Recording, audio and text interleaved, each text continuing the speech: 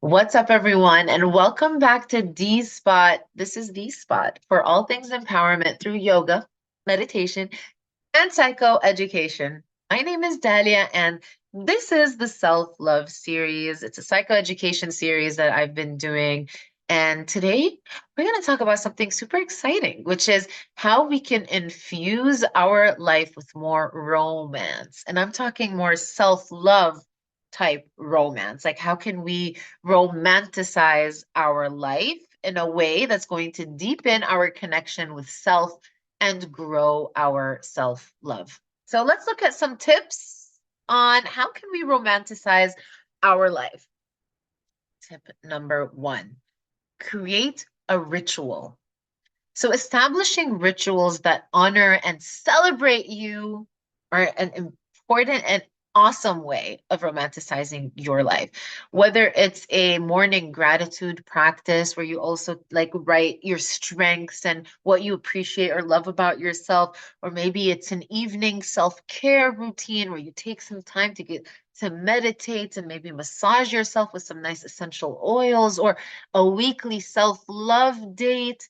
The point is to carve out some moments and make them sacred so that you can nourish your soul, yourself, your self-love and connection with self. So creating rituals is the first tip.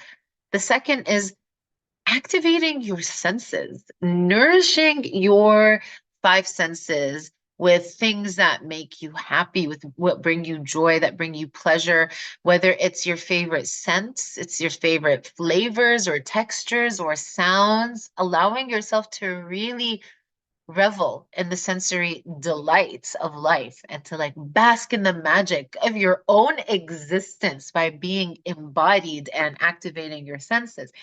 And this includes some sensual and sexual exploration with yourself or with a safe partner. The other tip I have for you is to practice self-expression. What's more romantic than writing a poem, painting an art piece, dancing? All of these forms of expression allow you to not just channel your innermost thoughts and feelings, but that movement without judgment, without inhibition, allows you to really just embrace your unique voice, your unique vision, your unique style of movement. It's an authentic celebration of self-expression. And then we got the obvious: practice self-care. All right. Prioritize your physical, your emotional, and your mental well-being. Take care of your thoughts, take care of your emotions. Spend some time with yourself to nourish your body, to nurture your thoughts, to have restorative sleep, to include gentle movement into your daily life. Self-care is going to also help you to increase your self-compassion and self-acceptance because you're honoring your needs and you're treating yourself with kindness and grace. And when it comes to self-care, really what it's about for me is how can I meet my own needs? Because this is like, I'm going to like digress just a little bit here.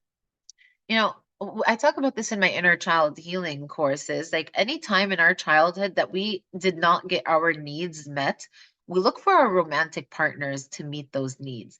But there's a great power that comes from learning that you actually have everything that you need to meet your needs. So if, for example, the next time you find yourself reaching out to someone because you're lonely, because you want someone to like make you feel loved and validated, whatever, just pause and ask yourself, what do I really need right now? And is there a way that I can give that to myself? Meeting your needs is the ultimate form of self-care. Okay, back to our other tips.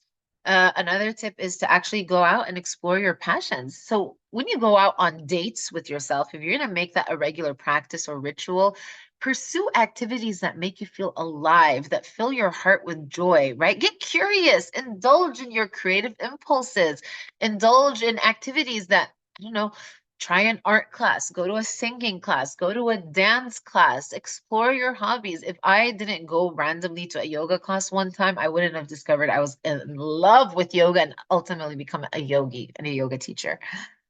All right. Fifth tip Mirror affirmations. And I mean, like, when you look in the mirror, like, sit and gaze at yourself. Allow yourself to feel the love welling inside of you as you smile at your reflection in the mirror.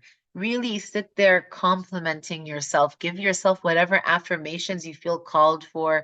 I am beautiful. I am lovable. I am worthy of love and respect. My body does so much for me. I'm grateful for my body. Like all these things.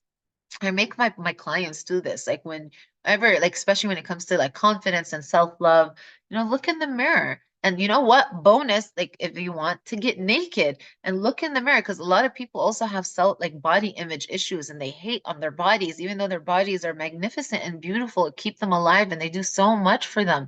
But when you can actually try this, look in the mirror and see how long you can keep your gaze. It's actually a good test of your self love because people who really don't love themselves are not able to look in the mirror for a long period of time. But if you can get naked, and I mean emotionally naked, and get vulnerable and get raw and allow yourself to witness yourself, I mean, what's more loving than that? That's so romantic. That's like tantric self love, you know? All right. And the sixth and final tip I have for you is write yourself a love letter. Do it. Love yourself. Write yourself a love letter talking about all the amazing things that make you you, how you overcame all the things that you overcame, all your resilience, all your strength, all your beautiful qualities, all these innately resourceful things that make you you, that make you special. Write yourself a love letter. And anytime that you are feeling a little low on your self love, you feel like you need a little pick me up, read that letter to yourself. And remember to keep identifying more with the version of you or the part of you that wrote that letter, because the part of you that wrote that letter is infinite. It's unconditionally loving and acceptant and compassionate. Everything else, all the inner critics and the judgments and the noise in your head, that's not who you are. Remember, the whole point of this series is to really drive home the point that at the core of who you are already, there is love, because that's who you are. And there you have it, kids. 6 ways to infuse your life with romance, with rituals and wonder, and the sweet embrace of self love. Remember, you are worthy of love, of belonging, and all the beauty that life has to offer just by virtue of your existence and by being yourself.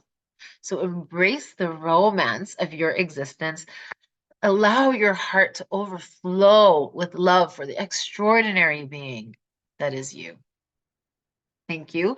I hope you found this helpful. Don't forget to like, share, subscribe, do all the things. Leave comments, do things. Thank you, and I'll see you next time.